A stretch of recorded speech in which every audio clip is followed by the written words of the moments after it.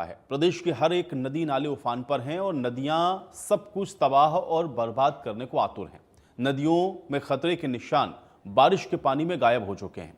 खेतों में फसलें बारिश के पानी के चलते बर्बाद होने की कगार पर हैं। शहर की सड़कों पर सैलाब आया है। गुरुग्राम में तो सड़कें तालाब में तब्दील हो चुकी हैं। मंदिर के रास्तों से लेकर के अंडरपास तक बारिश के पानी ने अपना डेरा डाल दिया है। ऐसे में प्रशासन को मजबूर होकर के इन अंडरपास को लोगों के लिए बंद करना पड़ा है। तो वहीं फरीदाबाद जैसे स्मार्ट सिटी में भी बाढ़ का खतरा बना हुआ है।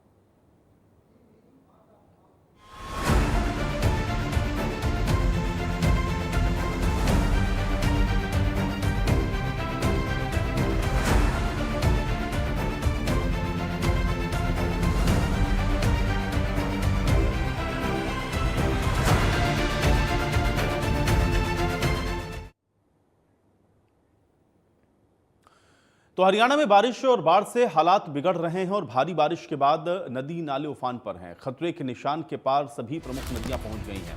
अंबाला, सिरसा, कुरुक्षेत्र, यमुनानगर, इन सभी जगहों पर बाढ़ जैसे हालात हैं। यमुना, घग्गर और मारकंडा का जलस्तर लगातार बढ़ रहा है। तो भारी बारिश के बाद नदी नाले उफान पर हैं। बाढ़ जैसी स्थितियां सभी जगहों पर देखने को मिल रही हैं और बड़ी बात यह है कि जितनी भी प्रमुख नदियां हैं वो सभी खतरे के निशान के ऊपर पहुंच गई हैं। ये वो इलाके हैं जो सबसे ज़्यादा प्रभावित हैं। इसमें अंबाला, सिरसा, कुरुक्षेत्र और यमुनानगर, इन सभी जगहों पर बाढ़ जैसी हालात हैं। यमुना, घग्गर और मारकंडा, ये तीन प्रमुख नदियां हरियाणा की और ये तीनों ही उफान पर इस समय चल रही हैं। ये बड़ी खबर आप तक पहुंचा रहे हैं। हरियाणा में बारिश के बाद बाढ़ जैसे हालात देखने को मिल रहे हैं। एक तरफ पहाड़ों पर हो रही बारिश के चलते नदियों का जलस्तर बढ़ रहा है, तो वहीं मैदानी इलाकों में भी बारिश का दौर लगातार जारी है और ऐसे में पानी काफ़ी ज़्यादा इस समय आप देख रहे हैं कि नदी नालों में है और इस वजह से बाढ़ जैसी स्थितियाँ तमाम जगहों पर देखने को मिल रही हैं। और ख़ासतौर से वो इलाके जहां पर ये नदियां होकर के गुजरती हैं, वो सभी इलाके आप एक तरीके से कह सकते हैं कि बाढ़ से प्रभावित हो रहे हैं। ख़ासतौर से इसमें यमुना और घग्गर के किनारे वाले जो इलाके हैं, यहाँ पर इसका खासा जो असर है वो देखने को मिल रहा है। और मारकंडा भी आप देख रहे हैं कि कुरुक्षेत्र और उसके आसपास के जो इलाके हैं वहाँ पर अपना कहर बरपा रही है। तो इन तीनों ही जगहों पर या तीनों ही नदियों के इर्द गिर्द या इनके मुहाने पर जो भी आप देख रहे हैं कि शहर, कस्बे या गांव बसे हुए हैं, उन सभी जगहों पर अलर्ट प्रशासन की ओर से घोषित किया गया है। लगातार लोगों को हिदायत भी दी जा रही है कि नदी नालों से दूर रहें, एहतियात बरतें। जिन इलाकों में आप देख रहे हैं कि ये पानी पहुंचना शुरू हो गया है, ऐसे घरों को खाली करवाया जा रहा है। प्रशासन लोगों को सुरक्षित स्थानों पर ले जा रहा है और लोगों से अपील भी कर रहा है कि अभी फ़िलहाल एहतियात बरतें जब तक ये पानी का जो स्तर है वो कम नहीं होता है। तो कुल मिलाकर के स्थितियाँ इस समय आप एक तरीके से कह सकते हैं कि गंभीर होती हुई दिख रही हैं और भारी बारिश के बाद नदी नाले उफान पर हैं। यमुना अगर आप देखेंगे तो हथनीकुंड बैराज से भी तकरीबन 3,29,000 क्यूसेक से ज़्यादा पानी छोड़ा गया है और इस वजह से पूरे समूचे यमुना के अगल बगल लगने वाले जितने भी इलाके हैं, इन सभी जगहों पर बाढ़ जैसी स्थितियाँ बन रही हैं। अगली खबर का रुख करते हैं। गुरुग्राम और फरीदाबाद में बारिश के बाद हाल बेहाल नजर आ रहा है और गुरुग्राम और फरीदाबाद में बारिश के बाद भारी जलभराव देखने को मिला है। बारिश से गुरुग्राम के अंदर सभी अंडरपास बंद हो गए हैं। गुरुग्राम की सड़कों पर पानी ही पानी है। इसी तरह से फरीदाबाद की सड़कों पर भी भारी जलभराव है और फरीदाबाद में भी बारिश के बाद बाढ़ जैसे हालात बने हुए हैं। ये दोनों ही आप एक तरीके से कह सकते हैं कि प्रदेश के महत्वपूर्ण शहर गुरुग्राम और फरीदाबाद, और दोनों ही जगहों पर बारिश आफत बनकर के बढ़ती है। कल आपने देखा कि गुरुग्राम में किस तरह की स्थिति बनी। घंटों तक लोग इस ट्रैफिक में फंसे रहे। NH 48 आपने देखा कि तकरीबन 6 से 7 घंटे तक पूरी तरह से जाम रहा। लोग फंसे हुए नजर आए उसी ट्रैफिक में और आज भी आप देख रहे हैं कमोबेश वैसी ही स्थितियां देखने को मिल रही हैं, क्योंकि पानी की निकासी अभी भी ज़्यादातर इलाकों में उस तरह से नहीं हो सकी है और ख़ासतौर से जितने भी अंडरपास हैं उन सभी को बंद कर दिया गया है, क्योंकि अंडरपास में पानी बुरी तरह से भरा हुआ है और कोई हादसा ना हो इसलिए प्रशासन ने एहतियातन इन अंडरपास को बंद किया।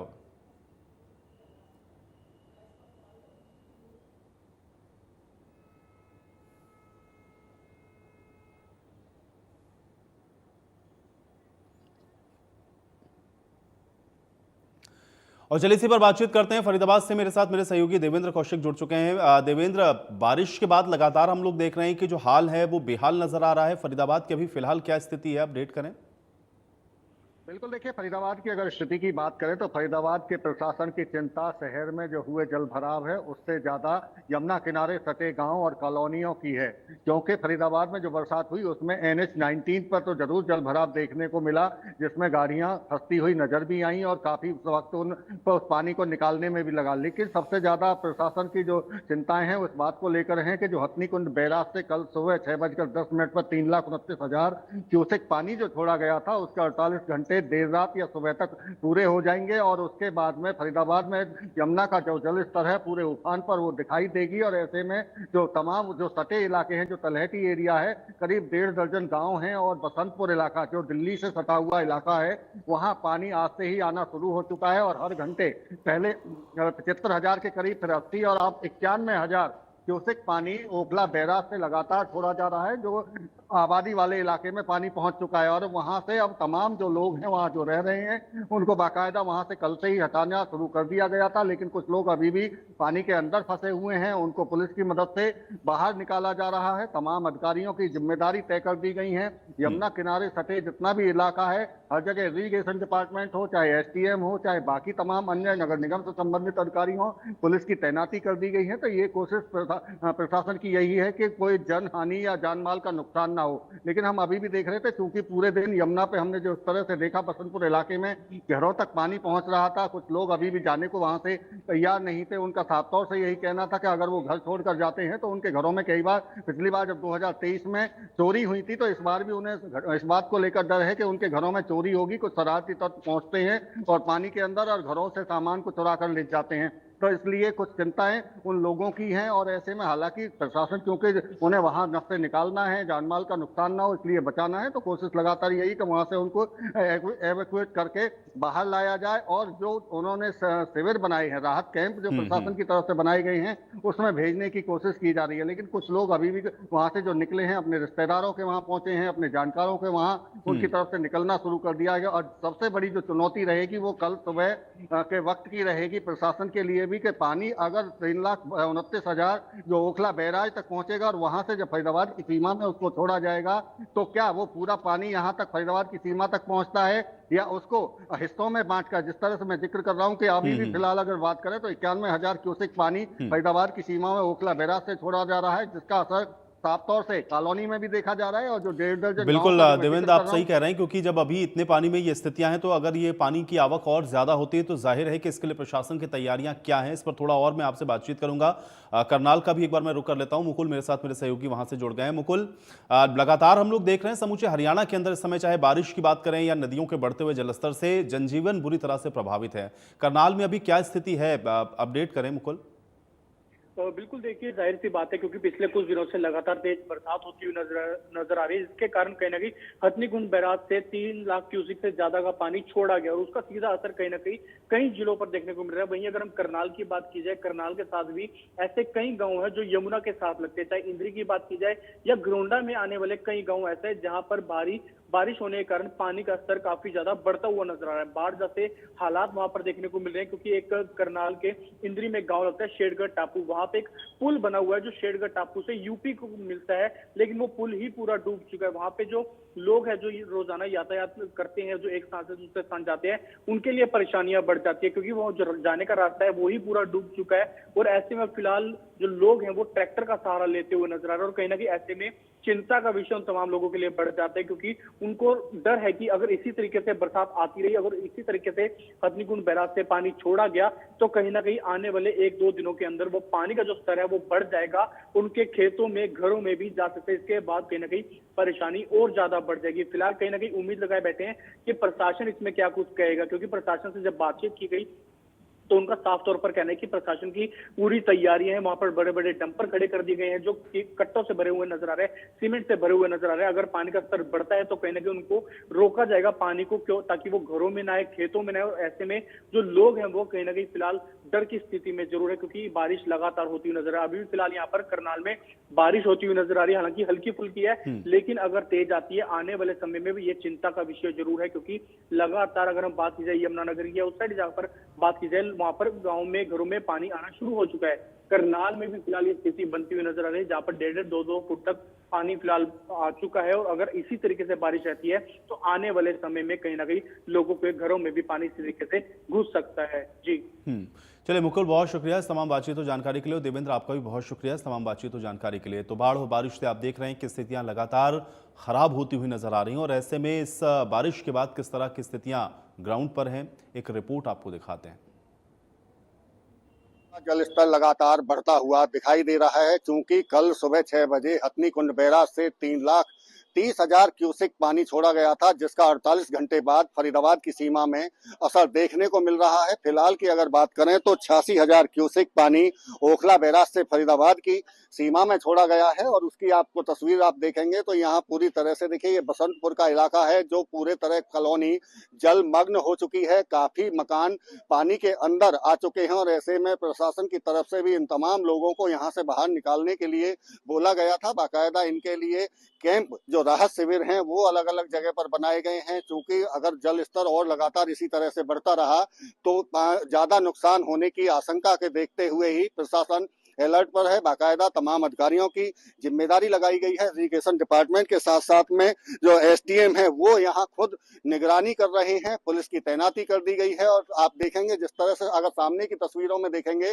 तो ये तमाम जो आपको बिल्डिंगें दिखाई दे रही हैं ये नोएडा के हिस्सा है, लेकिन बीच से यमुना बह रही है और यमुना के इधर के जो पानी आप देख रहे हैं तमाम कॉलोनी में, ये फरीदाबाद की बसंतपुर इलाके का एरिया है। और न केवल बसंतपुर बल्कि यमुना से सटे तलहटी के एरिया में जितने भी गांव हैं, करीब 1.5 दर्जन गांव ऐसे हैं जिनके जहां फसलों को भी काफी नुकसान हुआ है। किसानों के खेतों में पानी पहुंच चुका है और सब्जी की फसल के साथ साथ में जो ज्वार बाजरा उनकी तरफ से बोया गया था वहां तक पानी पहुंचा है। लेकिन अब जब 3,30,000 क्यूसेक पानी 3,30,000 क्यूसेक पानी अगर यहाँ पहुंचता है तो इसका और भी ज्यादा असर फरीदाबाद में देखने को मिलेगा। इसीलिए प्रशासन पूरी तरह से चौकन्ना है, किसी तरह की कोई जनहानि ना हो। इसी के चलते तमाम लोगों को यहाँ से बाहर निकालने के आदेश दिए गए हैं। बाकायदा मुनादी कराई गई है, क्योंकि नुकसान बड़ा हो सकता है, आबादी का इलाका है और ऐसे में इन्हें बचाने की जिम्मेदारी, चूंकि अगर हम जिक्र पीछे बीते साल का भी करें तो 2023 में 3,72,000 पानी ओखला बैराज से फरीदाबाद की सीमा में छोड़ा गया था और इससे भी ज्यादा पानी यहाँ दिखाई दिया था और बाकायदा कुछ लोगों को रेस्क्यू करना पड़ा था।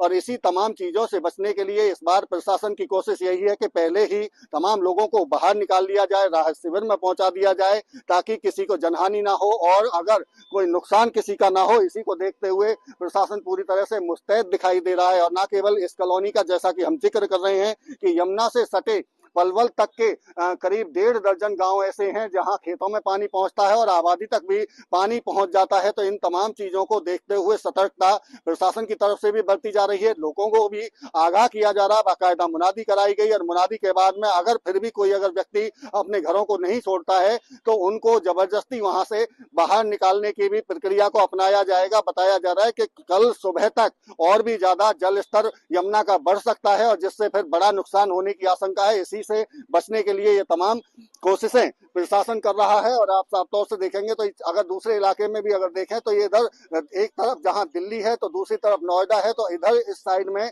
फरीदाबाद है। और ऐसे में इन तमाम चीजों की कोशिश यही है कि यहाँ से बचाव किया जाए और तमाम लोगों को यहाँ से रेस्क्यू भी अगर करने की जरूरत पड़ेगी तो उसका भी इंतजाम प्रशासन की तरफ से किए गए हैं। फरीदाबाद से देवेंद्र कौशिक, इंडिया न्यूज। और चलिए हिसार का रुख कर लेते हैं। कुलदीप मेरे साथ, मेरे सहयोगी वहां से जुड़ गए हैं। कुलदीप, लगातार हम लोग देख रहे हैं क्योंकि बारिश के बाद और बाढ़ इस जैसी स्थितियां लगातार पूरे हरियाणा के अंदर देखने को मिल रही हैं। अभी हिसार में किस तरह की स्थिति है और क्या तैयारी है प्रशासन की, अपडेट करें कुलदीप। बिल्कुल, हिसार में जो है कई गांवों में बाढ़ की स्थिति बनी हुई है। इस वक्त हम हिसार के आर्यनगर गांव में हैं और आप मेरे पीछे तस्वीरों में देख सकते हैं जिस तरीके से पूरे गांव की गलियों में जो है पानी भरा हुआ है। लोग जो है आने जाने के लिए बोट तो इनके लिए उपलब्ध नहीं है, लेकिन जो स्थानीय जुगाड़ है, स्थानीय कृषि यंत्र है, ट्रैक्टर का उपयोग कर रहे हैं। आप पीछे तस्वीरों में देख सकते हैं घरों से बाहर मेन रोड तक आने के लिए भी जो है ट्रैक्टर का उपयोग किया जा रहा है। जिस तरीके से लोग जो है पानी की से परेशान हो चुके हैं। लगातार 3 दिन से यहाँ पर पानी भरा हुआ है और लोग जो है बिल्कुल यहाँ से पलायन भी शुरू कर चुके हैं। जिस तरीके से घरों में पानी भरा हुआ है तो जिनके घर ऊंचे हैं उन घरों में उन्होंने शिफ्ट किया है। सामान भी जो है दूसरे घरों में रखवाया गया है। इसके साथ ही साथ हमारे साथ बातचीत करने के लिए कुछ लोग हैं जो तंग है, पानी की वजह से भरा हुआ है इनके घरों में पानी। क्या कहेंगे, पानी से कितना परेशानी है आपको? बहुत ज्यादा परेशानी है। लैट्रिन जाने जगह नहीं है, रोटी पोड़ने जगह नहीं है, बुरा हाल है। और क्या कहाँ बताओ। प्रशासन से कोई आया मदद करने के लिए? प्रशासन से डीसी आया, कल आया, सीधा चला गया। यहाँ 20 आदमी खड़े थे, कोई बात नहीं करी डीसी ने। अच्छा आज वीडियो आया, वीडियो ने भी कोई बात नहीं करी, तो आगे चले गए। अच्छा, आगे चले जाए, देखे आप नहीं कौन बुझे क्या हाल है, कि नहीं समाधान करा या ना करा, कोई प्रबंध नहीं है। अन्य ग्रामीण हमारे साथ लगभग कितने घरों में पानी भरा हुआ है? ये सर 40-50 घरों में तो यहीं भरा हुआ है, और बाकी उधर भी गांव के चारों तरफ भी बुरा हाल है। ये लगभग पूरे गांव में कितने घर हैं जो डूबे हुए हैं? लगभग सर ये कितना कम से कम 1500 1500 घरों के आसपास घर है सर। अच्छा, तो लोग जो रह रहे थे नीचे, जिनके मकान थे, वो अब इन्होंने पड़ोस में भाई है, इन्होंने बगल में ही शिफ्ट किया है अपना सारा सामान। अच्छा। पशु वसु भी वहीं ले गए, और गेहूं की बोरियां थी, अनाज पनाज जो भी था वो शिफ्ट कर दिया था। कितने के लोग हैं ऐसे जिन्होंने घर शिफ्ट करने पड़े हैं दूसरे घरों में या पास के जगह यहाँ पे? 5-6 घर तो हमारे पास ही है सर, हाँ। और बाकी और भी डूबे हुए जो यहाँ है। अच्छा, हाँ जी। तो लोगों की को किस तरह की दिक्कत हो रही है? प्रशासन कोई आया मदद करने? मदद के लिए कोई नहीं है सर। दिक्कत तो सारी है, लगभग पीने के पानी की भी है, और रहने सहने की बुरा हालात है सर। मच्छर भी बहुत ज्यादा पनप रहे इससे, खड़े पानी से सारी दिक्कत है। और जैसे टॉयलेट वगैरह की बड़ी परेशानी हो रही है। जो घरों में लोग रह रहे थे अभी, जी। उन घरों में जो लोग रह रहे थे जी, जी। वो अभी कहाँ, मतलब उनको आने जाने के लिए भी दिक्कत है क्योंकि गलियों में पानी भरा हुआ है? गली में पानी भरे यहाँ अपन करके पल में ही शिफ्ट है, तो भी वहां लेके रिश्तेदारी में भेज दिए। हाँ। और जो सामान था वो सारा शिफ्ट कर दिया उन्होंने वहाँ। अच्छा। घर तो उनका पूरा पानी से भरा हुआ है। अच्छा, और बाकी जो यहाँ है उन्होंने प्रबंध कर रखे है, बाकी भरा हुआ है पानी यहाँ तो फिर निकालने की कोई व्यवस्था बन पाई पानी में? नहीं निकालने के अभी तक सर जो नाला है वो बंद कर रखे है, वो उखाड़ने नहीं दे रहे। अच्छा। अगर नाला खुला होता तो उसमें पानी निकल जाता आराम से। अच्छा, ट्रैक्टर लगा देते या जो भी सिस्टम हो निकाल देते। ड्रेन भी ये पास में भरी हुई चल रही है? ड्रेन भी ओवरफ्लो चली है सर, लेकिन उसका असर नहीं है। तो बारिश का ही पानी है, इससे परेशानी है कि अगर ड्रेन का पानी आ जाएगा तो फिर तो सिस्टम सारा ही बुरा हाल हो जाएगा। खाली थी और हमें जो खाला बनेड़ा हुआ है तो पानी निकाल दिया। जी। 10 दिन पहले ये खाल बनेड़ा हुआ ना, तो हम ये पानी निकाल दिया, इतना पानी चढ़े कौन यार। रणबीर के आदमी है ये, और खाल कौन बनते, रोड की तरफ दोनों साइड खाल बंद पड़े हैं। क्या रास्ता नहीं निकलने दे रहे पानी के लिए? हाँ, लिखने कौन दे? क्या वजह क्या है? वजह के रणबीर का आदमी है, कौन लिखने देगा, खाल कौन बनाने दे। अच्छा। रोड 49 फुट रोड है, सारा रोड रोक रखे आगे। अच्छा, चलिए, लोग थे, तंग हैं बारिश के पानी की वजह से, किसी भी तरह की जो है राहत इनको नहीं मिल पा रही है। आप जिस तरीके से देखते हैं, इनका ये पशुओं का बाड़ा है जहां लोग पशु रखते थे, लेकिन अब जो है 2 से 3 फीट तक इसमें पानी भरा हुआ है। पशुओं को रिश्तेदारी में आसपास के दूसरे गांव में, जहां ऊंची जगह है, जहां पानी अभी तक नहीं भरा है, वहां भेजा गया है, क्योंकि यहाँ तो पानी भरने की वजह से जो है जो पशुओं का चारा था वो खराब हो चुका है। खुद जो है आसपास में जाने के लिए रास्ता नहीं बचा है, ट्रैक्टर का प्रयोग करना पड़ रहा है घर से बाहर जाने के लिए भी। तो ऐसे में स्थिति जो है बहुत दयनीय बनी हुई है, और लोगों को ये लग रहा है अगर बारिश और कुछ और थोड़ी सी भी ज्यादा और बारिश अगर आती है तो ऐसे में जो है जो लोग बचे हुए हैं, जिनके घर अभी पानी से थोड़े बहुत बचे हुए हैं, क्योंकि गलियों में तो पूरा भरा हुआ है, उन लोगों को भी जो है डूबने की हालत हो जाएगी। जी। टॉयलेट सारी बिल्कुल। लेकिन कुलदीप, एक चीज और बताइए, चूंकि लगातार आवागमन की जो आप बता रहे हैं समस्या है, और जो बारिश की वजह से और बाढ़ की वजह से जो पानी भरा हुआ है, इसको निकालने के लिए क्या कोई इंतजाम अभी फौरी तौर पर प्रशासन की ओर से वहां पर नहीं किया गया है? क्योंकि लोग जाहिर है वहां पर परेशान हो रहे हैं, जैसा आप बातचीत कर रहे हैं लोगों से। देखिए, निकालने की अगर बात की जाए तो चारों तरफ जो है पानी भरा हुआ है, खेतों में भी पानी भरा हुआ है। निकालने का एक जरिया है कि ड्रेन के जरिए जो पानी निकाला जा सकता है, लेकिन ड्रेन भी जो है ऑलरेडी पीछे से पानी आ रहा है, तो ड्रेन भी ओवरफ्लो चल रही है। थोड़ी सी भी अगर बारिश होती है तो ड्रेन टूट जाती है। तो ऐसे में ड्रेन जरिया नहीं बचा है पानी निकालने के लिए, लेकिन प्रशासन के पास जो है किसी भी तरह का ऑप्शन नहीं है ड्रेन के जरिए। लेकिन गांव के ही अंदर जो निचला इलाका है, जहां खेतों की तरफ पानी निकाला जा सकता है, क्योंकि फसलें तो किसानों की बर्बाद हो ही चुकी हैं, और अब घर जो है गिरने के कगार पर, तो ऐसे में जो है पानी को खेतों की तरफ निकाला जा सकता है। लेकिन ये जो प्रयास बिल्कुल। है और ये अब कुलदीप, ग्रामीण देखना यह है कि प्रशासन ये इंतजाम कब तक और कैसे करता है। बहुत शुक्रिया इस तमाम बातचीत और जानकारी के लिए।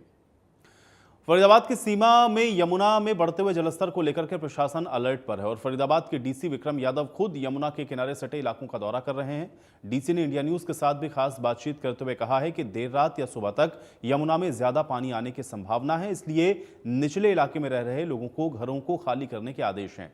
जो लोग अभी भी घर नहीं खाली कर रहे हैं उन्हें वहां से पुलिस की मदद से हटाया जा रहा है। उन्होंने कहा है कि 2023 में जो हालात बने थे अभी ऐसी संभावना नहीं है, लेकिन फिर भी पानी काफी मात्रा में फरीदाबाद की सीमा में आएगा, इसलिए लोगों को घरों से निकाला जा रहा है। फरीदाबाद में यमुना का जलस्तर लगातार बढ़ता जा रहा है और ऐसे में तमाम आला अधिकारी यमुना के किनारे पर विजिट भी कर रहे हैं। काफी संख्या में आबादी के साथ साथ में कुछ गांव ऐसे हैं जो 1.5 दर्जन के करीब गांव हैं जिन आबादियों को शिफ्ट करने की बात की जा रही है। मैं पीछे आपको एक बार यमुना की तस्वीर दिखा देता हूँ किस तरह से उफान पर यमुना है। 3,29,000 क्यूसेक पानी हथनीकुंड बैराज से छोड़ा गया था, जिसका असर अब फरीदाबाद की सीमा में भी तलहटी एरिया में दिखाई दे रहा है। खुद डीसी विक्रम यादव विजिट पर है, तमाम अधिकारियों को दिशा निर्देश दे रहे हैं, मौके पर ही है। किस तरह की स्थिति सर फिलहाल? अभी जैसा कि जो पानी छोड़ा गया था कल सुबह हथनीकुंड बैराज से करीब 3,29,000 क्यूसेक, तो वो आज रात में और कल सुबह अर्ली मॉर्निंग में फरीदाबाद तक पहुंचेगा। और कयास हमारे या अनुमान हमारा ये है कि जो निचले इलाके हैं, चाहे बसंतपुर का हो गया या हमारे 14 गांव जो पड़ते हैं उनके जो निचले इलाके हैं, तो उनमें पानी आएगा।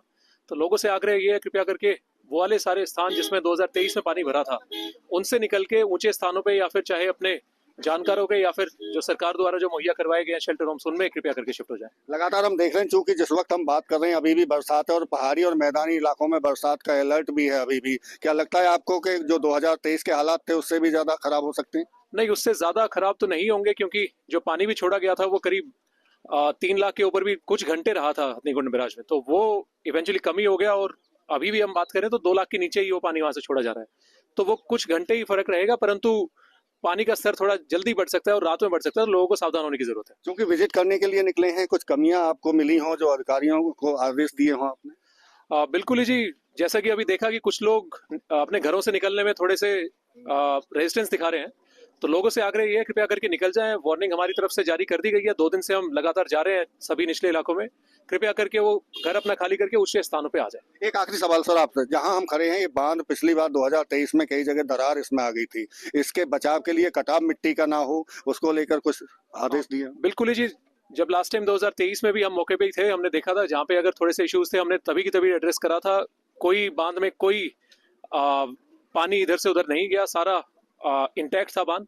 उसके बावजूद भी जहाँ पे अगर वीक पॉइंट थे तो वो भी हमने स्ट्रेंथन करे। तो आज के डेट में भी ठीक है, वो स्थिति ठीक है। जहाँ पे आगे फ्यूचर में और बढ़िया स्ट्रेंथन करने की जरूरत होगी वो भी हम करवाएं। बिल्कुल, ये थे हमारे साथ में डीसी विक्रम यादव जो साफ तौर से बता रहे हैं कि किस तरह के इंतजामात इस बाढ़ के दौरान किए गए हैं। और आपको एक बार फिर दोबारा तस्वीर आपको दिखा रहा हूँ जिस तरह से यमुना रौद्र रूप अपना ले चुकी है और लगातार इसमें ओखला बैराज से पानी छोड़ा जा रहा है। और सामने आप जो तस्वीर देखेंगे वो यूपी के तरफ का हिस्सा है जहाँ ये फार्म हाउस टाइप बने हुए हैं और वहां तक भी पानी पहुंचा है। तो इधर फरीदाबाद की सीमा में बांध के बिल्कुल बराबर से यमुना बह रही है और ऐसे में खतरा चूंकि अभी खत्म नहीं हुआ है, कम नहीं हुआ है, लगातार पानी बढ़ता जा रहा है। तो देखना होगा कि आने वाले 1 से 2 दिन में किस तरह की स्थिति रह पाती है। फरीदाबाद से देवेंद्र कौशिक, इंडिया न्यूज। और चलिए अब कुरुक्षेत्र का रुख कर लेते हैं। राजीव मेरे साथ, मेरे सहयोगी वहां से जुड़ गए हैं। राजीव, क्या स्थिति है अभी, क्योंकि मार्कंडा नदी भी बताया जा रहा है उफान पर चल रही है, किस तरह के इंतजाम प्रशासन ने किए हैं, अपडेट करें। जी बिल्कुल, देखिए बताना चाहूँगा, मार्कंडा नदी की यदि बात की जाए तो मार्कंडा नदी में जो है इस समय 29,778 क्यूसिक जो पानी है वो चल रहा है और जो खतरे के निशान से लगभग 10 सेंटीमीटर ऊपर बह रही है। खतरे का निशान जो है 256 मीटर पर होता है और मार्कंडा नदी में जो इस समय 256.10 मीटर जो है पानी चल रहा है।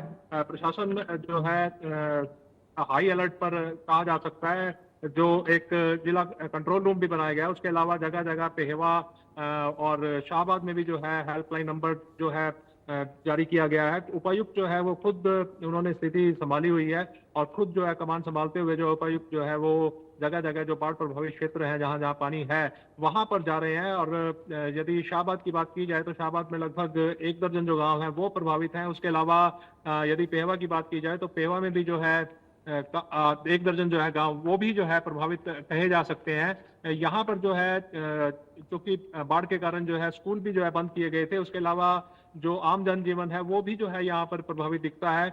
और जो पशु हैं जो है उनके लिए भी चारे की जो है समस्या वो कहीं ना कहीं हो गई दिखती है। बिल्कुल। और राजीव, कौन कौन से इलाके हैं इस जो मारकंडा नदी से सबसे ज्यादा प्रभावित होते हुए दिख रहे हैं कुरुक्षेत्र के अंदर, जरा इसको भी साथ में अपडेट करें, और वहां पर क्या इंतजाम प्रशासन की ओर से हैं?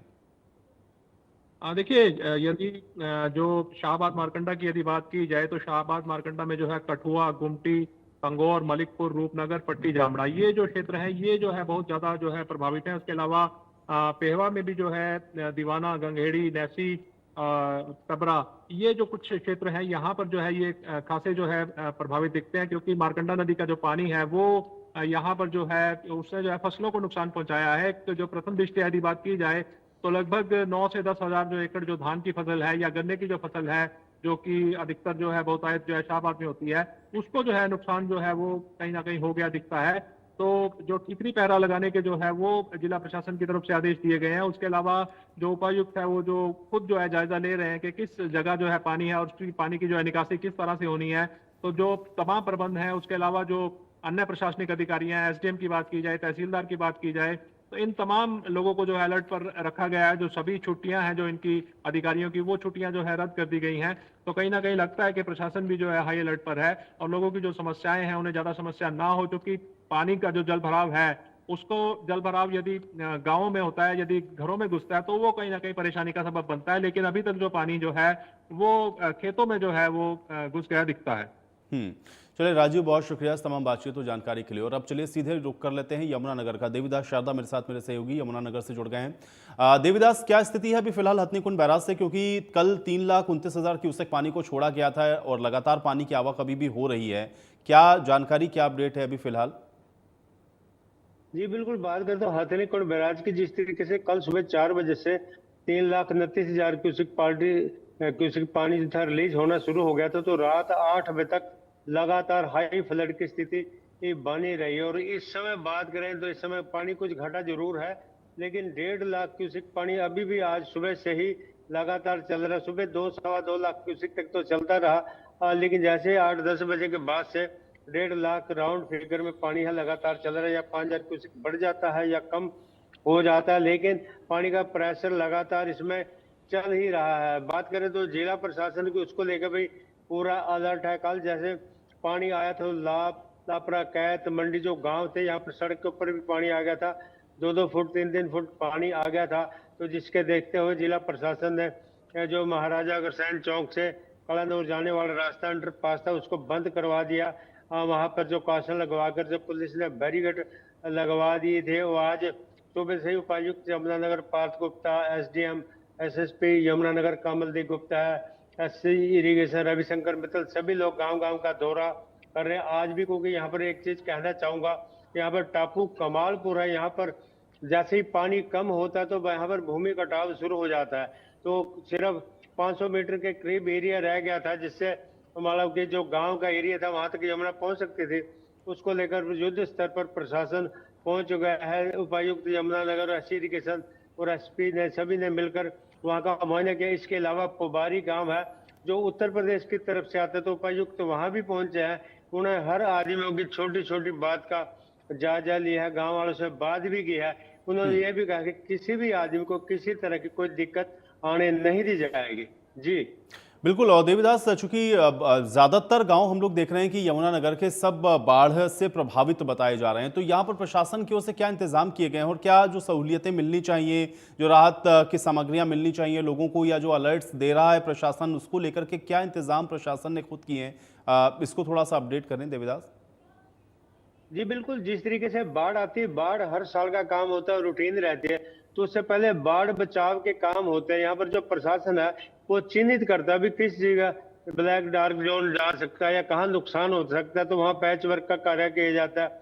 वो सारे कार्य किए गए। इसके अलावा प्रशासन सतर्कता बरतता है। यदि कहीं पानी आ भी जाता तो उसके लिए प्रॉपर इंतजाम रहते हैं, चाहे तहसीलदार है, रेवेन्यू अधिकारी है, पुलिस, सभी प्रशासन जोश दुरुस्त रहते। से सबसे बड़ी बात सतर्कता की रहती, क्योंकि जब भी पानी रिलीज होना होता है तो पहली बार जो पानी अपना रास्ता खुद बनाता है उसका पता नहीं लगता। कोई यमुना नदी के लेफ्ट साइड में तो उत्तर प्रदेश चलता है और राइट में हरियाणा बराबर से चलता रहता, कोई पहला पानी किस तरफ जाएगा। लेकिन इस बार सबसे अच्छी खबर ये आ रही है कि पिछले कई दिनों से जो यमुना लगातार चल रही है, 20,000, 40,000, 50,000, 1 लाख क्यूसेक पानी आ, 10.25 लाख भी आ, जिससे पानी अपना रास्ता बना चुका था। वो जो रास्ता था वो प्रॉपर सीधा बनता गया और जिसकी वजह से आप देख सकते हैं कि ज्यादा कोई बड़ा ब्रिज नहीं हुआ, जो पानी सीधा दिल्ली से आगे अब क्रॉस करने वाला है। वरना रास्ते में भी कहीं ना कहीं ब्रिज हो जाते थे, कभी करनाल, कभी पानीपत, कभी सोनीपत, यमुनानगर भी कहीं ना कहीं दिक्कत आ जाती थी। तो इस बार इस तरह की कोई दिक्कत नहीं आई है, क्योंकि प्रशासन ने पूरी तरीके से इंतजाम किए हुए हैं। और रही बात कोई इमरजेंसी आ भी जाती है, रेस्क्यू करना पड़ता है, उसके लिए भी जिला प्रशासन तैयार है। एनडीआरएफ की टीम है, एसडीआरएफ की टीम है, पूरी तरह। चलिए, बहुत शुक्रिया देविदास फिलहाल इस तमाम बातचीत और जानकारी के लिए। तो यमुनानगर में आप देख रहे हैं कि लगातार बाढ़ जैसे हालात हैं और ऐसे में एसपी और डीएसपी की ओर से भी इन हालातों का जायजा लिया गया है। आइए आपको सुनवाते हैं। ये जो बंद बनते हैं ओवर टाइम जो है बनते हैं, और यहाँ पे जो स्टोन स्टड्स भी जो लगे हुए थे वो ओवर टाइम जैसे रिक्वायरमेंट थी, तो उसको देखते हुए इस स्ट्रेच में लॉन्ग जो है अगर बात करूँ कुल 13 जो है स्टोन स्टड्स लगे हुए थे। पर क्योंकि पानी इतना ज़्यादा है तो वो यहाँ पर जो है स्टोन स्टड्स वो कुछ जो है 2 स्टोन स्टड डैमेज हुए और उसकी रिपेयर जो है क्योंकि अभी तो टेकअप करना पॉसिबल नहीं है स्टोन स्टड्स की, तो वो आगे जब पानी रिसीड करे तब होगी। बट अभी जैसे मैंने कहा जो रिलीफ कार्य है, जो रिपेयर कार्य है, वो मिट्टी के कट्टों से वो है वो टेकअप किया जा रहा है। सर, ऊपर से लकड़ियाँ बह कर आ रही थी, कल 2 लड़के पानी के बहाव में बह गए थे, तो ऐसा ना हो इसके लिए कुछ बंदोबस्त किए जा रहे हैं? देखिए, बड़ा अनफॉर्चुनेट है। वैसे तो हम लोग रेगुलरली जो मुनादी करा रहे हैं, अलर्ट भी जारी किए गए और लोगों को इसमें प्रशासन के साथ सहयोग करना चाहिए। और अगर बहाव इतना तेज़ है तो नदी नालों में जाने का तो सवाल ही पैदा नहीं होता। तो मैं मीडिया के थ्रू भी अपील लोगों से करना चाहूँगा कि अपनी जो सुरक्षा में आप भी जो है प्रशासन का भी सहयोग करें और अपना भी जो अपनी मदद करें और ऐसे समय में नदी नालों में के आसपास ना जाए। दिक्कत तो यही है, हमारी मेन समस्या है कि गाँव में जो है इतने जो है सही तो तभी है जब कलानौर के पुल से वो सामने जो पुल दिख रहा है वहाँ से और एक हरियाणा और यूपी की बाउंड्री है। अगर इस पूरी यमुना की एक लगातार पटरी बंद जाए तो ये हमेशा के लिए जो है गाँव की समस्या का समाधान हो जाएगा। लेकिन अब क्या समस्या है और क्या उपायुक्त देखे गए आपको आश्वासन, क्या आश्वस्त है उनके पास? हाँ, हमें प्रशासन पे पूरा भरोसा है। अब फिलहाल तो टेम्परेरी व्यवस्था यही है कि कुछ पेड़ काट के डाले जाए, कुछ मिट्टी का जो है गट्टों से जो है मिट्टी के कटाव को जो है रोका जाए।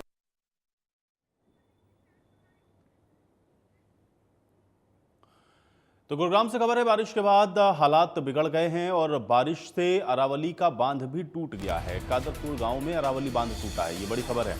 तो बारिश के बाद हालात लगातार बिगड़ रहे हैं। अरावली में बांध टूट गया और बारिश की वजह से पानी ज़्यादा आने की वजह से बताया जा रहा है कि अरावली में बना ये बांध टूटा है। तो ये कादरपुर गांव में अरावली का बांध टूटने की जानकारी, ये बड़ी खबर है। गुरुग्राम में बारिश के बाद हालात लगातार बेकाबू होते हुए दिख रहे हैं। बारिश के बाद हालात लगातार बिगड़ रहे हैं। बांध भी टूट गया है क्योंकि पानी इतना ज़्यादा बांध के अंदर था और इसी के चलते बताया जा रहा है कि बांध टूटा है कादरपुर गांव में। अरावली बांध के टूटने से आप देखिए किस तरह का जलभराव इस समूचे इलाके में देखने को मिल रहा है। लोग बेहद परेशान हैं। तो कादरपुर गांव में अरावली का ये बांध कल शाम 5 बजे बताया जा रहा है कि टूटा था और तस्वीरें आपको दिखा रहे हैं। हालांकि कल आपने पूरा दिन देखा, बारिश काफ़ी ज़्यादा हुई। 100 mm से ज़्यादा बारिश कल गुरुग्राम में रिकॉर्ड की गई थी और बारिश के बाद बाढ़ जैसे हालात पूरे गुरुग्राम के अंदर इस समय नज़र आ रहे हैं।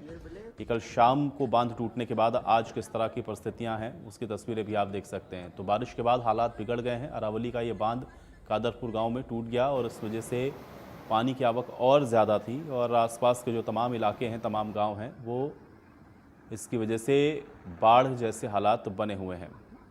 और चलिए इसी पर बातचीत करते हैं। गुलशन ग्रोवर मेरे साथ मेरे सहयोगी जुड़े हुए हैं। गुलशन, गुड़गांव का हाल तो लगातार बेहाल नजर आ रहा है, क्या जानकारी है फिलहाल, आज क्या अपडेट?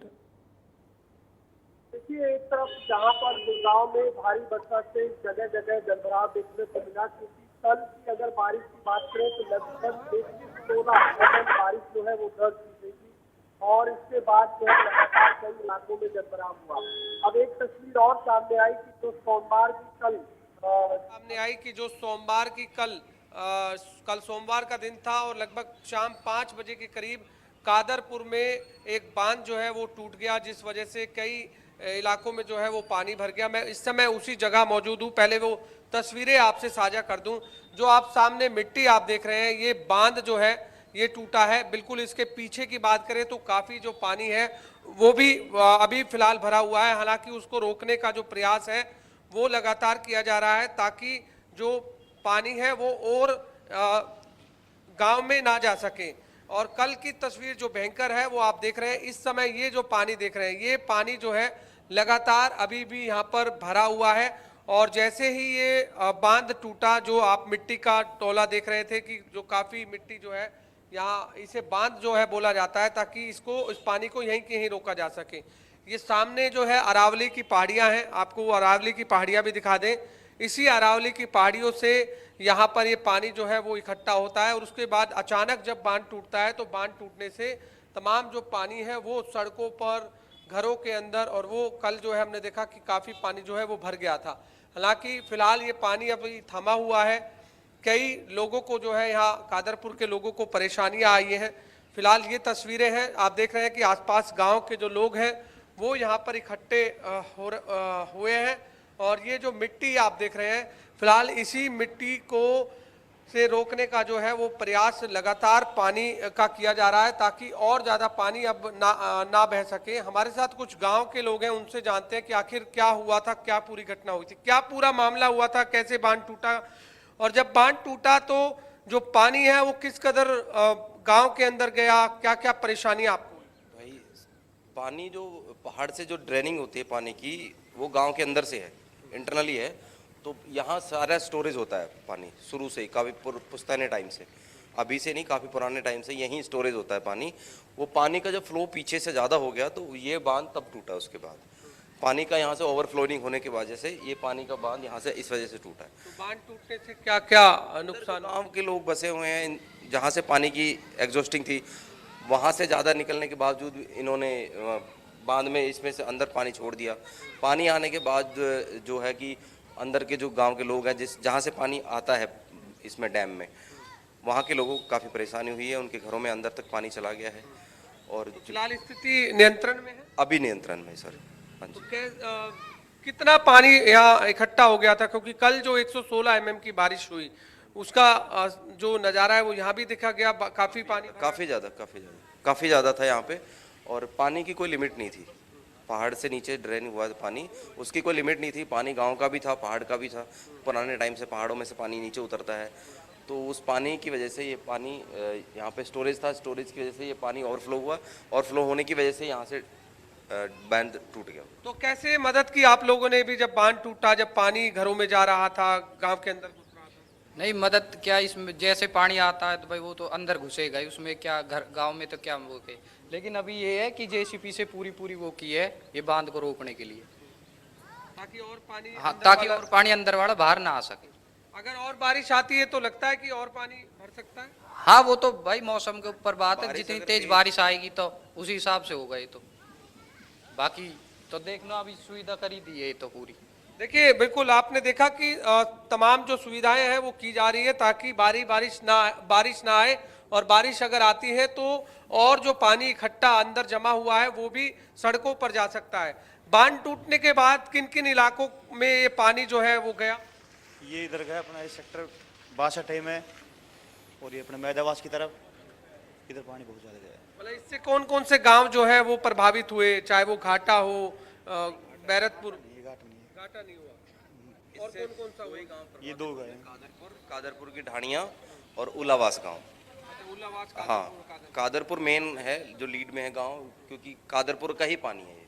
कादरपुर का पानी है जो पहाड़ों से उतरता है नीचे, इसमें स्टोरेज होता है, स्टोरेज ओवरफ्लो होने की वजह से यहाँ से डैम टूटा है। इसका एक कारण केवल इतनी है कि भारी वर्षा आई जिस वजह से पानी नहीं थमा और बांध टूटा। हाँ जी, हाँ जी, भारी वर्षा आई थी उसकी वजह से। अगर बारिश दोबारा से आती है तो और ज्यादा नुकसान सकता है। हाँ, दोबारा से अभी तो रिकवरी करवा रहे हैं उसको, मट्टी से जेसीबी वगैरह चल रही है, तो इस वजह से अभी तो रिकवरी करा रहे हैं इसको, कि बंद करा रहे हैं उसको। फिर भी अभी अगर बारिश दोबारा यही रूप लेती है अपना तो वापस टूट सकता है बांध। देखिए बिल्कुल ये तस्वीर है, आपको वो फिर दोबारा से मैं दिखा दूं, जो आप सामने मिट्टी का टेला देख रहे हैं वो ये बांध है, और ये बांध जो है ये टूटा है, मिट्टी जो है ढह के गई है, और जैसे ही अंदर जो पानी का जो फ्लो था वो काफी जबरदस्त फ्लो था, जिस वजह से इस मिट्टी को भी साथ बह के ले गया। ये बहने के बाद ये तमाम जो सड़कें आप देख रहे हैं, इन्हीं सड़कों से होते हुए इस इलाके के अंदर जो है वो पानी गया। आगे जो है काफी मकान जो है वो बने हुए हैं, उन मकानों के अंदर भी जो है वो पानी गया है, ऐसा यहाँ के जो लोग हैं वो कहते हुए दिखाई दे रहे हैं। फिलहाल की स्थिति तो नियंत्रण में है, कोई दिक्कत है अभी भी? देखो बारिश होती तब दिक्कत आएगी, वैसे तभी कोई दिक्कत ना हो। बारिश होगी दिक्कत आएगी। बाकी जो बंद की जो जमीन है वो सारी कवर हो चुकी है, वो घिर चुकी, तो घिरने के बाद पानी का वो कहाँ से पानी कवर हुआ है। हाँ, तो बंद की जो जमीन है सर वो गिरी नहीं, वो जमींदारों की जमीन है, उन्होंने वो अपनी करेंगे कवर तो करेंगे ही, वो तो अपने में कुछ बना है, वो भरत करेगा, कुछ भी करेगा तो उसमें तो कितने मकानों को नुकसान हुआ है इस पानी से? आगे तो काफी पानी नुकसान करे, आगे जाके तो काफी ज्यादा पानी फैल के गया आगे तो। अब देखो हमारे को इतना पता नहीं, बाकी बंद की कोई जमीन लिखत में हो सके या नहीं हो सके वो हमें नहीं पता। किसान की जमीन है वो अपने को कवर कर रहा है, वो तो भारत मिट्टी करके करेगा, वो अपने को कैसे छोड़ेगा खाली। तो ये जमीन जो है जहाँ पर ये स्टोरेज हो रही है ये प्रशासन की जमीन है। चलिए गुलशन, फिलहाल के लिए बहुत शुक्रिया तमाम बातचीत और जानकारी के लिए। तो आप देख रहे हैं कादरपुर में बांध टूटने के बाद भी किस तरह के जो हालात हैं वो अभी भी बने हुए हैं। इस बीच एक बड़ी खबर का रुख कर लेते हैं। जानकारी है चंडीगढ़ से, लेकिन मौसम विभाग ने ये जानकारी हरियाणा के लिए जारी की है। ये बड़ी खबर आप तक पहुंचा रहे हैं। तो हरियाणा में अगले 48 घंटे तक मानसून पूरी तरह से एक्टिव रहने वाला है, और मौसम विभाग के निदेशक की ओर से जानकारी दी गई है। तो मानसून एक्टिव रहेगा। इंडिया न्यूज़ के साथ खास बातचीत में सुरेंद्र पॉल की ओर से ये बयान दिया गया, जानकारी दी गई, और हरियाणा के अंदर बारिश को लेकर के ऑरेंज अलर्ट भी है। तो अगले 48 घंटे बारिश का येलो अलर्ट है। कुछ इलाके ऐसे हैं जहां पर ऑरेंज अलर्ट भी जारी किया गया है। तो ये मानसून पूरी तरह से कुल मिलाकर आप कह सकते हैं कि अगले 48 घंटे एक्टिव रहेगा। उत्तर भारत में लगातार हो रही मूसलाधार बारिश की वजह से बाढ़ की तरह हालात बने हुए हैं। चाहे पंजाब की बात करें, हरियाणा की बात करें, चंडीगढ़ में भी लगातार सुखना लेक के जो फ्लड गेट्स हैं वो खोलने पड़ रहे हैं लगातार, क्योंकि जो वाटर है वो डेंजर लेवल तक पहुंच रहा है। इस वक्त हमारे साथ मौसम विभाग के डायरेक्टर सुरेंद्र पॉल साहब मौजूद हैं, उनसे बातचीत करते हैं। सर, क्या अभी फिलहाल स्टेटस है हरियाणा, पंजाब और चंडीगढ़ का? आने वाले कितने दिनों तक बारिश से जो राहत है वो मिलने वाली है या नहीं मिलने वाली है? देखिए, बारिश तो हम सबको पता है कि एक्सेस हो रही है पंजाब हरियाणा में। लगभग पंजाब तो 50% के पास एक्सेस आ गया है, और हरियाणा 38 के आसपास। 48 आवर तो अभी ये सिचुएशन बनी रहेगी जिस तरह की बारिशें। रेड अलर्ट हमने पंजाब में 9 जिलों में रखा हुआ है आज, और हरियाणा में ऑरेंज अलर्ट हमने लगभग सभी जिलों में रखा है। लेकिन कल से जो है ये लग रहा है कि पंजाब में कुछ कमी आएगी बारिशों में, और दोपहर बाद या आफ्टरनून में। Haryana will continue like that. उसके बाद फिर 4 तारीख के बाद फिर जो है ओवरऑल कमी आ जाएगी रेनफॉल एक्टिविटी में। तो अब जो है ये लग रहा है कि अगले 48 आवर बाद जो है मानसून में भी कमी आएगी, और जो कैचमेंट्स में बारिशें हो रही हैं जो हमें यहाँ पे पंजाब हरियाणा में एक्टिविटी बढ़ा रही हैं, वहाँ भी मुझे लग रहा है कि ओवरऑल कमी आएगी। सर, ये जो एक्सेस बारिश जो हो रही है ये लगातार, क्योंकि जो पहाड़ी इलाकों में जो बारिश बहुत ज़्यादा हो रही है उस वजह से भी जो पानी है वो लगातार पंजाब, हरियाणा और नीचे बाकी के जो मैदानी इलाके हैं वहाँ तक पहुँच रहा है। हाँ बिल्कुल, क्योंकि होता ये है कि पानी जो है अगर पंजाब हरियाणा में भी लगातार बारिशें, तेज़ बारिशें हो रही हैं, और हिमाचल और ऊपर कैचमेंट में भी बारिशें हो रही हैं, तो और मुश्किल स्थिति हो जाती है। उसमें ये होता है कि एक तो यहाँ पानी हो रहा है इकट्ठा हमारे यहाँ पे, और दूसरे फिर ऊपर से अगर लगातार बारिशें वहाँ भी कंटिन्यूस हो रही हैं, रिजर्वर में पानी बढ़ेगा, फिर डैम्स में पानी आ जाएगा, और न केवल इतना, छोटे छोटे रिवलेट्स होते हैं वो भी उफान पे आ जाते हैं, और अल्टीमेटली पानी जो है फिर कहाँ आएगा, नीचे आएगा पानी। तो नीचे आता है तो ऑलरेडी यहाँ पे हमारी कितनी समस्याएं, बारिशें हो रही हैं, तो ये और सिचुएशन को जो है एक तरह से मुश्किल कर देता है। लेकिन 48 आवर बाद कमी आएगी। जो हमारा असेसमेंट है अभी तक का, उसके मुताबिक जो है 48 आवर बाद ओवरऑल, मैं ये नहीं कहता कि हिमाचल में कुछ ऊपर कैचमेंट में कुछ लग सकता है समय, लेकिन हमारे यहाँ कल से पंजाब में कमी आनी शुरू हो जाएगी और परसों से फिर जो है और कम होगी बारिश। तो अब कुछ राहत के चांसेस हम लोगों को लग रहे हैं यहाँ पे कि कुछ रेनफॉल सबसाइड करेगा। सर, रेनफॉल इस बार जो हुई है इसने कई रिकॉर्ड भी जो हैं वो दर्ज किए हैं। क्या रिकॉर्ड्स हैं, कितने समय के जो रिकॉर्ड्स हैं वो इस बार की बारिशों ने? मानसून बड़ी अलग है, क्योंकि अगर मैं मानसून पिछले 33 ईयर से देख रहा हूँ, ये जो मानसून है बिल्कुल अलग है, क्योंकि इसमें कंटिन्यूटी बहुत ज़्यादा है। इस बार कोई ब्रेक मानसून जैसी स्थिति नहीं देखी है हमने, और कंटिन्यूस होने के साथ साथ एक ये भी रहा कि जो हैवी रेनफॉल इवेंट्स हैं उसके एपिसोड बहुत ज़्यादा हैं इस साल। और सबसे इम्पोर्टेंट बात यह है कि जो मानसून फीचर इस साल रहे हैं वो शुरू से ही काफ़ी फेवरेबल हैं। जैसे पैसिफिक सी काफ़ी हमारे जो कि अल्टीमेटली मानसून को प्रभावित करता है, काफ़ी अच्छी स्थिति में है। इंडियन ओशन की स्थिति काफ़ी बेहतर है, और जो आपका जो ओवरऑल क्रॉस इक्वेटोरियल फ्लो होता है, जो मानसून का बेसिकली आप कह लीजिए कि रिदम है मानसून का, वो बहुत अच्छा रहा इस साल। तो जी, हमने देखे इस बार बहुत ज़्यादा क्लाउड बर्स्ट की एक्टिविटीज़ हुई है, और न सिर्फ पहाड़ी इलाकों में बल्कि हमने मैदानी इलाकों में भी देखा कि बहुत क्लाउड बर्स्ट हुए हैं इस बार। हाँ, वही मैं कह रहा हूँ कि जो क्लाउड बर्स्ट बेसिकली तेज़ बारिश का ही नाम है उसको, और ये हर जगह होते हैं, मैदानी इलाकों में भी होते हैं, पहाड़ों में भी होते हैं। फ़र्क सिर्फ इतना है कि पहाड़ों में वही रेनफॉल जो है बहुत ज़्यादा नुकसान कर देती है, हमारे यहाँ उतना नहीं होता, बिकॉज हमारे प्लेन्स है, वहाँ पे पहाड़ जो है वो हिल जाते हैं, फिर वो डेब्री और फ्लैश फ्लड की फॉर्म में आते हैं। तो ऑब्वियसली इस साल हमने काफ़ी देखे हैं, और यहाँ भी देखा है चंडीगढ़ में कि रेनफॉल रेट ज़्यादा है। एक आखिरी सवाल सर, क्या विभाग की ओर से एडवाइजरीज जो हैं, क्योंकि इतनी ज़्यादा बरसात हो रही है, बारिश हो रही है, क्या एडवाइजरीज वेदर डिपार्टमेंट ने जारी की? हमारे यहाँ से तो क्या क्या इम्पैक्ट जो हो सकते हैं इस तरह के हालात के, वो बड़ा रेगुलर जा रहा है, और जो हमारे नाउकास्ट अलर्ट्स हैं वो बड़े रेगुलर्स हैं। जितने भी हमारे चैनल्स हैं हमारी तरफ से, चाहे वो टेलीविज़न के ज़रिए आप लोगों के ज़रिए है, या चाहे फिर हमारा सोशल मीडिया है, फेसबुक जो है, एक्स पे या व्हाटएवर, सब पे हमारा बड़ा रेगुलर हमारा इसका डिसेमिनेशन हो रहा है। और एक और बढ़िया एक सचेत ऐप है जो सरकारों के पास होता है, वहाँ भी इसको पोस्ट कर देते हैं, वो फर्दर आगे भेजते हैं इसको। जी, बहुत शुक्रिया बातचीत करने के लिए। तो मौसम विभाग के निदेशक बातचीत कर रहे थे, उन्होंने बताया कि अगले 48 घंटों तक लगभग मौसम जो है वो ऐसे रहने वाला है। उसके बाद थोड़ी गिरावट जो है वो मानसून है थोड़ा सा पीछे हटेगा, लेकिन उसके बाद 8-9 तारीख के आसपास एक बार फिर से जो मानसून है वो एक्टिव होता हुआ नजर आ रहा है, और एक बार फिर से बरसात जो है वो कुछ इस तरह ही रहेगी। कैमरा पर्सन जतन के साथ साक्षी शर्मा, इंडिया न्यूज़ हरियाणा, चंडीगढ़। और चलिए अब सीधे रुख कर लेते हैं सिरसा का। मेरे साथ मेरे सहयोगी विजय यहाँ से जुड़े हुए हैं। विजय, सिरसा में क्या स्थिति है, क्योंकि घग्गर भी लगातार उफान पर बताई जा रही है और बहुत सारे इलाके ऐसे हैं जो कि घग्गर के इस पानी की वजह से प्रभावित हो रहे हैं, अपडेट करें। हाँ बिल्कुल, सिरसा की घग्गर नदी पूरी उफान पर है। हालांकि सिरसा की घग्गर नदी के साथ सटे हुए 20 से 30 जो गांव हैं वो कहीं ना कहीं उनको डर सता रहा है कि इस बार भी कहीं ना वो बाढ़ की चपेट में ना आ जाए। हालांकि जिला प्रशासन द्वारा बाढ़ से बचाव के लिए व्यापक प्रबंध करने का जो दावा है वो किया गया है। हालांकि कई गांवों में मिट्टी के कट्टे और क्रेन भी वहां पहुंचाई गई है ताकि कोई आपातकालीन स्थिति पैदा होती है तो उसको मौके पर ही संभाल ली जा सके। हालांकि सभी अधिकारियों की जो ड्यूटी है वो डीसी और एडीसी द्वारा लगाई गई है। पूरे जिले भर में अलर्ट किया गया है अधिकारियों को।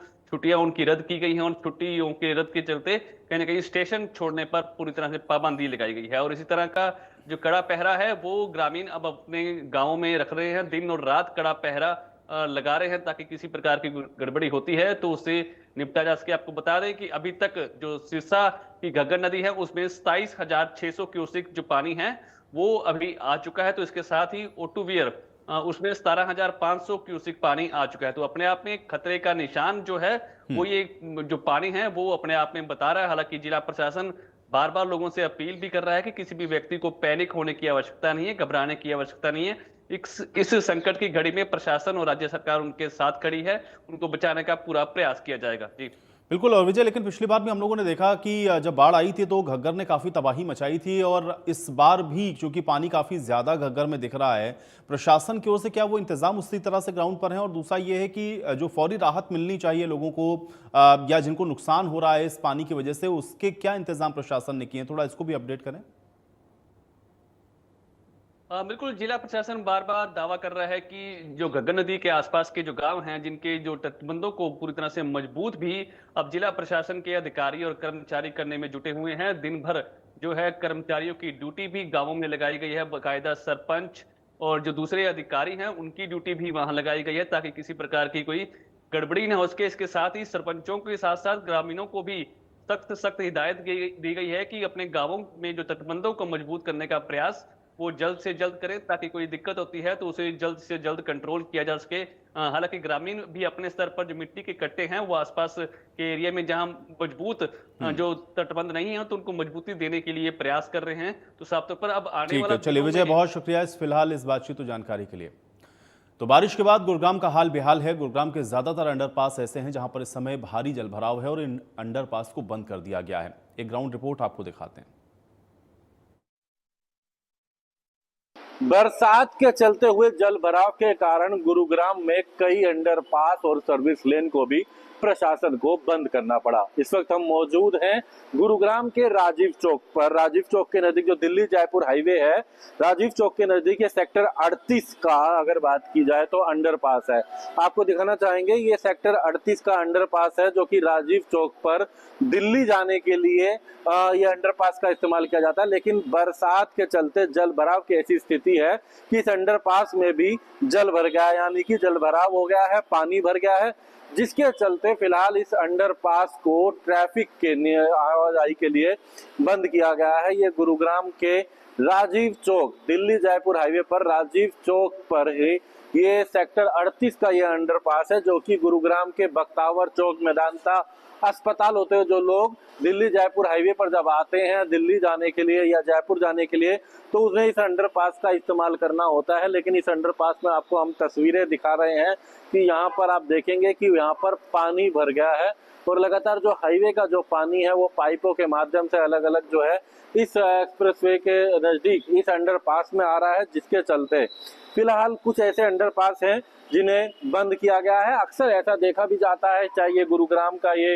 राजीव चौक का ये अंडरपास हो, इसके अलावा तस्वीरों में आपने इससे पहले भी देखा कि किस तरीके से अतुल कटारिया चौक का जो अंडरपास है वहां पर भी जल भराव हो जाता है। कई ऐसे एक्सप्रेसवे के नजदीक जो अंडरपास है जहां पानी भर जाता है, जिसके चलते प्रशासन को एहतियाती निर्णय लेना पड़ता है। उसी में एक ये अंडरपास है जिसमें अंडरपास के अंदर पानी भर जाने के कारण इस अंडरपास को ट्रैफिक की आवाजाही के लिए बंद कर दिया गया है। आपको दूसरी तरफ दिखाना चाहेंगे ये रास्ता है जो कि अगर बात करें यहाँ से ट्रैफिक अंदर आता है, लेकिन फिलहाल यहाँ पुलिस प्रशासन के द्वारा इस अंडरपास की शुरुआत में ही बैरिकेटिंग की गई है, बैरिकेटिंग ताकि कोई वाहन वहां पर ना आ सके। और क्योंकि वहाँ इसके अंदर अंडरपास के अंदर जल भराव की स्थिति है, पानी भरा हुआ है और ऐसे में एहतियातन सुरक्षा के मद्देनजर, क्योंकि कोई गाड़ी अब इस अंडरपास से नहीं जा सकती है, पानी पूरा भरा हुआ है, इसलिए इस अंडरपास को बंद